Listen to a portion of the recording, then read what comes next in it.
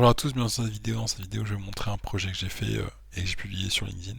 Donc en fait, c'est une application de parking et en gros, j'exploite une API et cette API a certaines données que je peux voir et certaines que je peux pas voir. Donc en fonction des données, il y a des données que je peux exposer et d'autres non.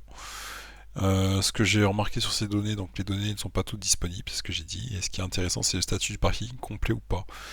Donc je vous fais une démo juste après avoir présenté le projet. Donc c'est parti.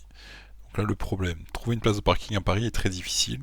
Les parkings CMS donnent des infos en ligne, mais elles ne sont pas, elles sont difficiles à utiliser directement. Donc solution, on a créé un petit serveur, un programme qui tourne tout le temps. Il va chercher automatiquement les infos des parkings, puis il rend simple et accessible via une adresse web. Ensuite, on se connecte sur les données des parkings. On récupère le nombre de places libres, rafraîchit ces infos tout seul régulièrement, les partage pour qu'un site ou une app puisse les afficher.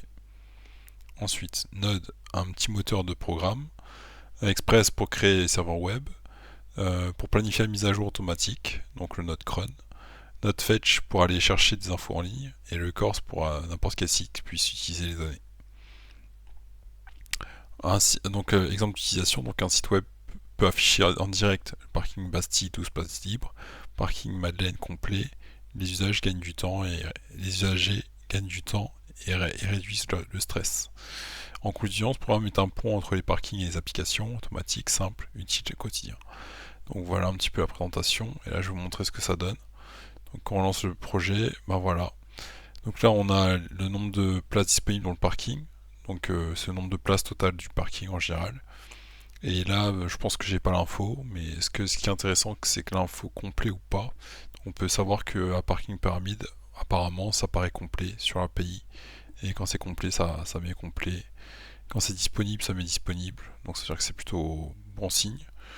Mais j'ai pas encore de données viables pour savoir combien de places il reste exactement. Et j'ai juste des données un peu bancales, on va dire. Mais j'essaierai de trouver quelque chose qui permet de combler ce manque de données et vérifier ces données. Mais pour l'instant, j'ai trouvé un statut qui est pas mal, qui permet de dire tiens, le parking est presque plein, ou il est complet, ou il est disponible.